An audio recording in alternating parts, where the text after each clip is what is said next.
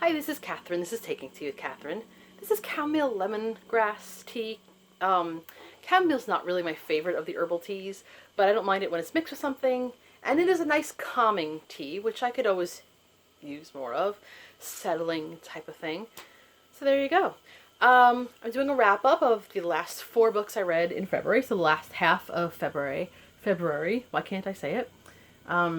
So I read, I think in total I completed 8 books in the month, and that's not so bad, especially for a short month. I thought I was actually going to do more because I had a lot of books, but the last couple of weeks were a little stressful. The next to last week, I think it was, somewhere in there, I was a little concerned, to say the least, that some of my family who lives in Texas had to deal with the stuff that was going on in Texas. So, although of course I did go about my life and read and did all kinds of things, I don't think I was, I didn't enjoy it as much, I guess you would say. But, occasionally I was able to get some reading done. Then, the last week of February, there was some kind of gas leak in my apartment, which sounds really scary because it is. And they had to, basically unannounced because it was an emergency. I had to start having work done in my apartment, and still getting done. Right now they're not working in my apartment, but they're still working below me, because I'm on the ground floor above a basement where they're doing all the work. And it doesn't matter what part of the apartment I'm in, it is loud and at times very loud and inescapable, which is rough because, again, most of us are still at home. I only go into my office once a week. So all the work that's being done is almost inescapable, because if I were working from home pre-COVID, I would have gone to a cafe with good Wi-Fi, but I still don't quite trust the places that are open yet. Not personally against any business in particular. I've just seen, I'm going into a tangent here, I know, but I have seen going into just getting takeout places, I've seen some real disregard for things. So I'm like, how can I trust that they're really cleaning things up, etc. So as it is, I have to be in my apartment a lot. So the past 2 weeks has been a lot of interruptions, a lot of noise, stress, obviously, and just not being able to cook even because I have a gas oven, stove, etc., which is great in a blackout, but not great otherwise. So I have other appliances I can use to prepare food, but not the same. So my brain has not been quite good at concentrating on everything.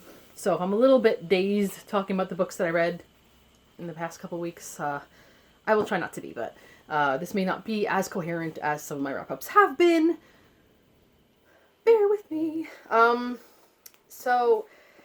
The first 2 books, well, actually, I'm going to separate them because they're not really alike. One of them is a novel, and the other one is a biography. But the first one is called an autobiography, but it's actually a novel.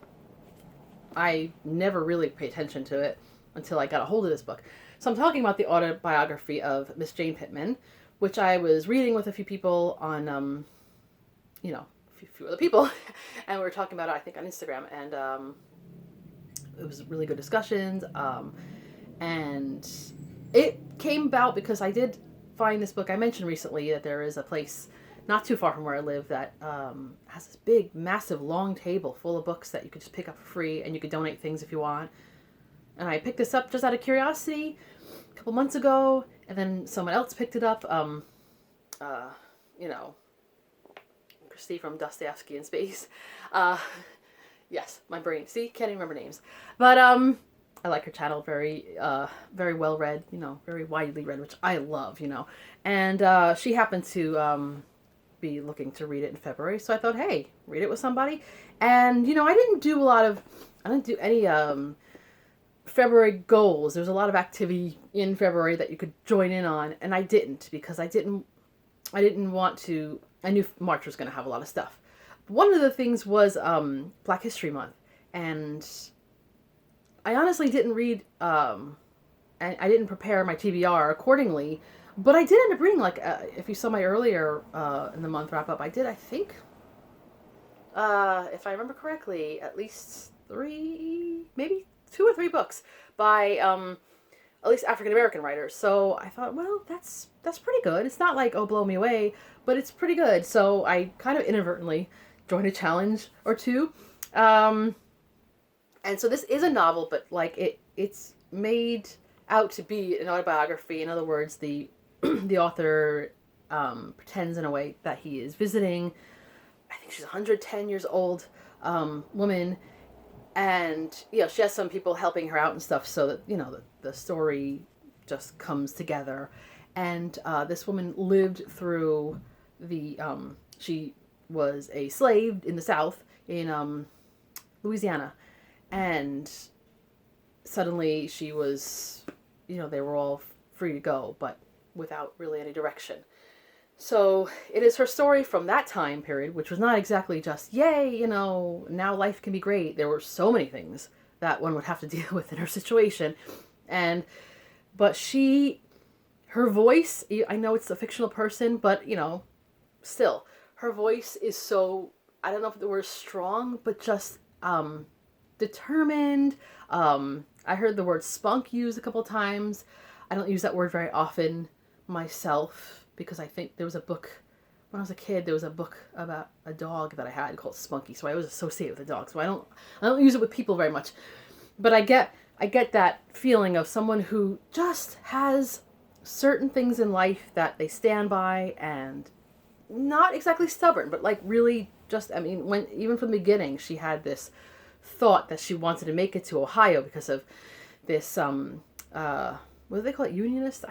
Terrible Civil War time period. I'm gonna get better.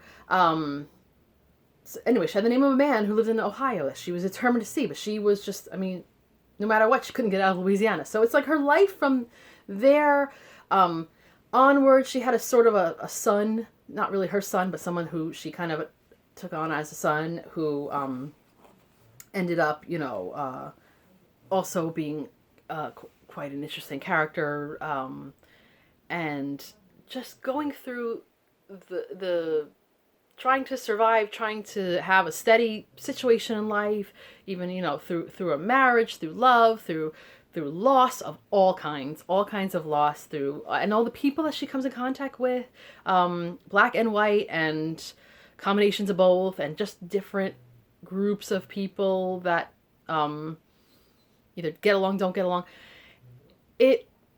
She just always, has such a great voice. I don't know how to explain it without giving away everything that happens in the book, but it goes all the way up until like the Civil Rights Movement in the 60s. And I didn't actually cry reading the book, but I did feel somewhat emotional going through her, I guess, journey, what you would say. And I can't believe I barely had heard about the story till now. Goes to show there's so much I have to read. And I've never seen the adaptation, which I will. But yeah, so I really recommend this. There was a part, and I think I mentioned this in our discussion, but at some point later on in her life, when, radio was around and baseball was a big thing, she talked about a time like where she just sometimes, things that she liked in her life, and one thing is she liked to listen on a radio to the baseball games and eat vanilla ice cream. And I was like, man, that sounds like me. Well, I'm not as big into baseball now, but as a kid, I was obsessed with the Mets. And then I kind of moved on. But, I was a kid in the 80s, so, that was a great time to be a Mets fan. People, when I tell them that, they still think that I'm very big into the Mets now. I'm like, I couldn't tell you one player in the Mets now. I could tell you everybody in the 1986. Maybe not everybody, but quite a few. Anyway, I don't know which one was my favorite. I liked Gary Carter and, Mookie Wilson because of that play. Anyway, all right. So, where was I? Oh, yeah, and I used to eat a lot of vanilla ice cream during that time period. Breyers, my dad used to get us Breyers. I don't know how I was so thin as a little kid. That is a total other tangent, but, Alice Walker called this a grand, robust, a rich, and very big novel. By size, it's not. Actually, it was a very quick read, but it was thoroughly enjoyable. There are frustrations, there are a lot of, just through the story, there's a lot of arguments for why, why certain things are the way they are even now, and why certain things should be addressed. And it was brilliant. And now that I think about it, this is technically a historical novel, so I could have kind of been part of other challenges in February, but again, default.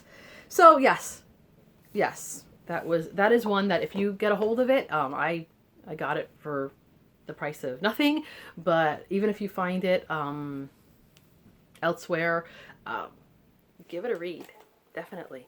I think it was written in the 70s.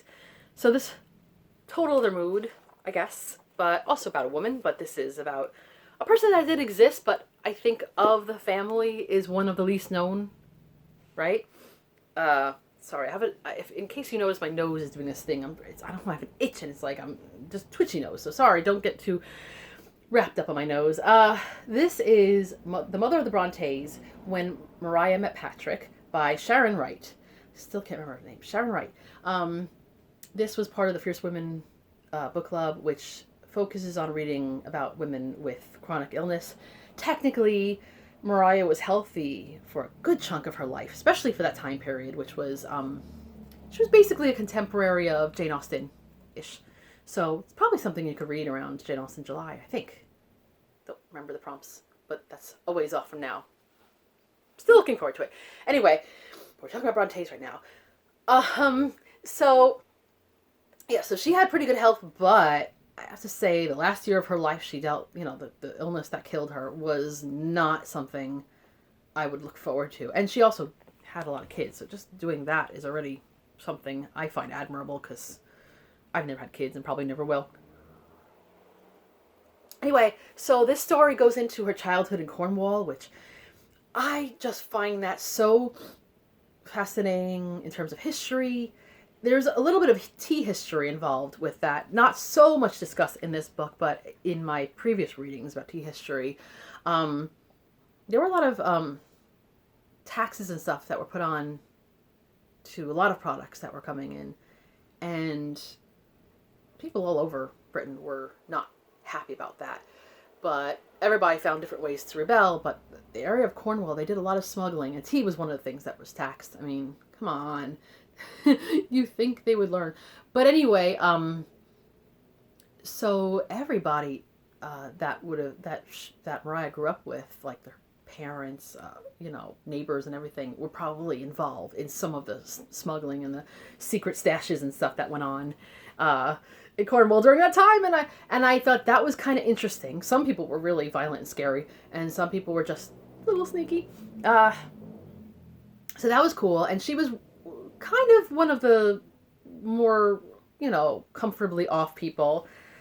And so she had a decent childhood. There were people in her family that were sick and, had troubles and died, whatever. But like for most of her early life, she seemed to have a pretty good, decent life and decent enough education. Got a little bit into her, into the religion of her times. That was an interesting discussion. And,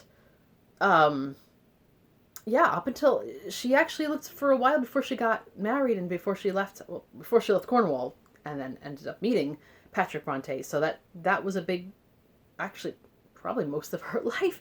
And so I like that. Of course, they talk about what she read, what she might have read, what the people around her were reading. So definitely the whole like kind of Regency-ish time period, the Napoleonic War time period.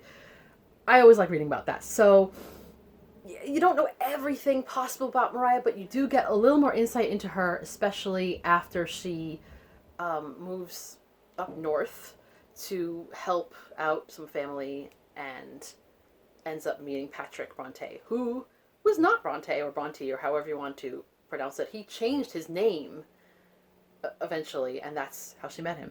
And so I think they said she became the first and only Mrs. Bronte. Although I don't know if anyone else has that name now. Who knows?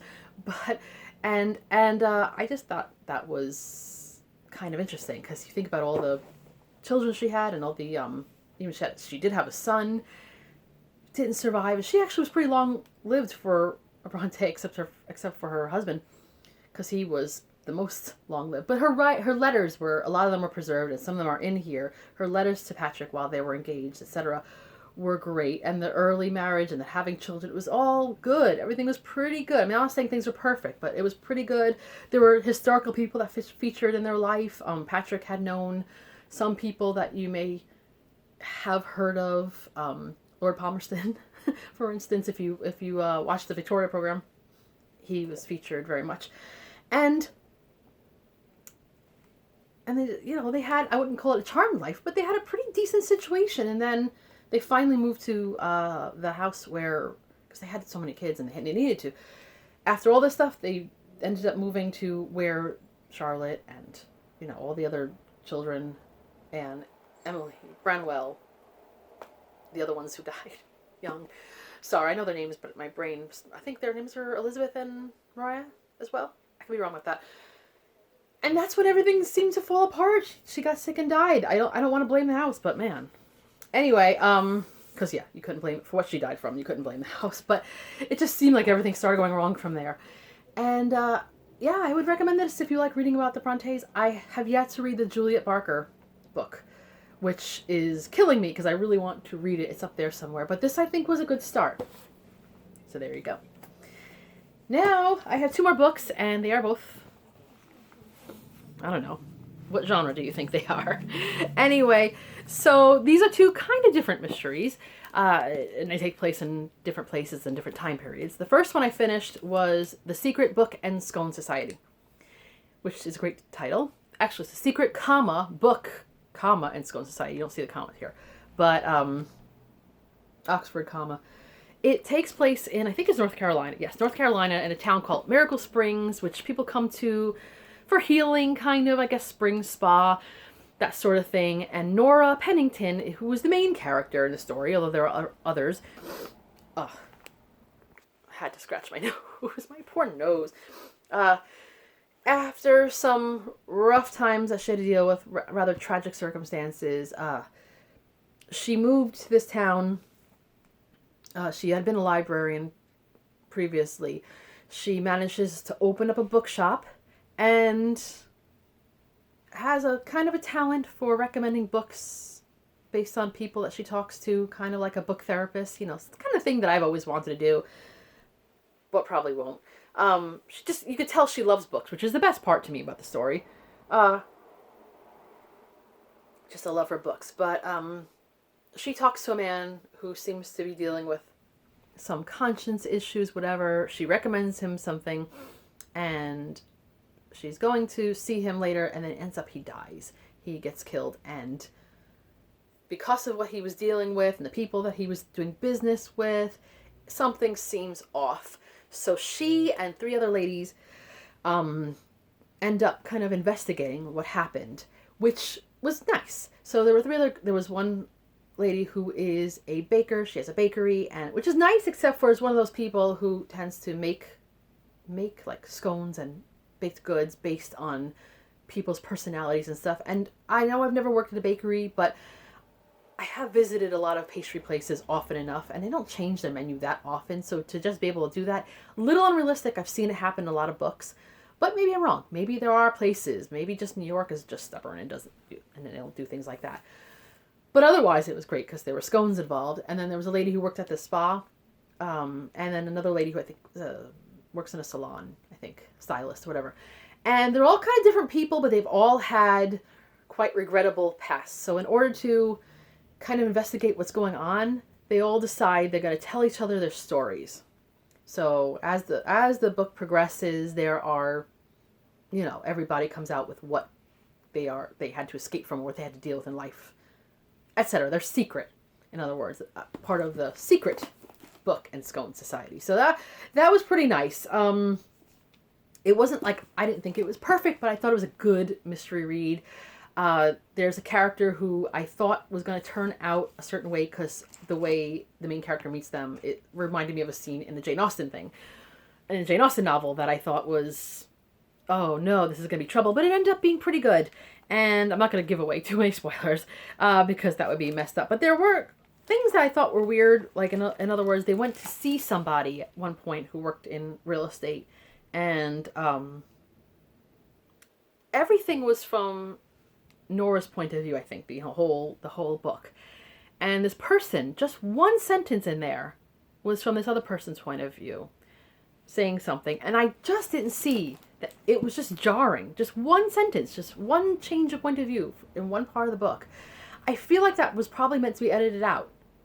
And it wasn't. So I guess I just have to think of it that way. Otherwise, I thought it was a nice start. And I guess I'll continue reading that series. I think it's a couple of books in that series. And anything that takes place in the bookstore mostly could do it for me. Last but not least is Smallbone Deceased. Best name ever. A lot of names in this book are very, made me laugh like an idiot because the law firm that the story takes place in is called Horniman, Burley, and Crane, which is already funny. They talked to someone who was a law clerk who worked at a place called, get ready for this, Cockcroft, Chasemore, and Butt. I mean, is this for real? Is this for real? So that was pretty amazing. Okay, so this is a law firm, and one of the, I think it's like 3 partners or whatever, the main partners, whatever, dies, and he was part of, how to explain it, kind of like trustee or whatever you call it, for basically a trust that had been someone who had died, who had left money to be distributed to, I guess, charitable needs or whatever. That I'm not going to get into explaining, although I actually do have some semi-professional knowledge of such things, but I'm not going to get into that. And I think the word's trustee. I could be wrong because it's been a couple weeks and my head's gone. But anyway, the other person involved in handling the money, basically, keep it simple, needs to be tracked down so that they could start figuring out how to administer this trust, this whole issue, dispersing things or whatever, from here on in. And then his body is found at the law firm, and everybody has to figure out what happened, why, how he got killed, how long he was dead. So when Inspector comes in, his name, I don't know how to pronounce it. It's either Hazelrig or Hazelrig. I guess I'll say Hazelrig. It sounds better. He apparently comes into Michael Gilbert, the author's, other stories. So I don't know if you call it a series or just a set of books. I have to look into it. The British Library Crime Classics is good because it introduces you to a lot of classic mystery writers. This took place around 1950. So not golden age quite, but still kind of a while ago. So it introduces you to a lot of books, but sometimes they'll take a book out of a series of books. Not quite a series like that has to be read in order, but you may end up realizing that, okay, this person who's coming in sounds like he's probably referred to in other books. You just get that feeling. So then you want to read the other books, which is good. I like that I'm getting a taste of it. So this takes place in London, which I love for the most part in London. It has like a very brief times in other parts of England, Kent, Norfolk, and also a part of Italy at one point, I think. Yeah, anyway. And so, pretty good investigation. The way it comes out, turns out the person that I was thinking was the one who might have done it. I was right. So I'm pretty happy about that. And my sister read it around the same time as me. She actually finished it before me. She is a quicker reader than I am, I think. Either that or I just overwhelm myself with books. But she figured the same thing happened to her. And we felt quite satisfied with ourselves. This was a fun read. You don't have to have knowledge of working for lawyers or whatever like that. Because I think they explain things pretty well. I think the author might have had experience. Yeah, he was a partner in a London law firm. But I think he does a pretty good job. But it is great to just see what an office was like around the early 50s and the people who worked there and how things went on, and to suspect everybody who works in this law firm as what were their motives, and what could possibly be. Pretty great stuff. So pretty much I think everything I read was almost like 4-star reads, pretty much. Like, they were good, but didn't turn me into like, oh my goodness, I have to read everything by this person. But a good month. And so, done talking mysteries. Now I have Hat Head. Isn't that glorious? So I'm just going to briefly tell you the books that I am still currently reading that are not part of my TBR for March, that I started in February. think this one in January. I'm still reading One Summer by Bill Bryson. I was reading it with a friend, and I still am, but she kind of slowed down a little bit, which is fine, because I have plenty of books to read. And I kind of slowed down, but I want to still keep going, especially because the autobiography of Miss Jane Pittman talks about something that happened in 1927, and this book discusses that event very much in it as well. So it kind of went hand in hand. Which is great, because I love when that sort of thing happens. And I was like, oh, what did I have? And it was just the different books I just kind of tagged off. I don't know what's wrong with me. And I still haven't made a lot of progress in The Small House at Allington by Trollope, which, even though it's really good, I just got bogged down with other books, I guess. But it's a great book so far. It's hard to say it's a great book when you're early on. I made good progress with Eleanor of Aquitaine. She is now married to Henry II, which is her second husband, and, you know, a little more fruitful. The Crusades are well over now. She got her divorce, and now she's dealing with being the wife of a, you know, pretty outstanding king, and also, you know, the mother of some future kings and other people. So I can't get enough of Eleanor of Aquitaine. I really can't. So those are the books that I read and am still reading from February, and quite a month. So hope I was able to communicate my enjoyment of these books. Hope you had a good February, and that is all for now. This is Catherine taking tea with Catherine. Have a lovely tea and book-filled day.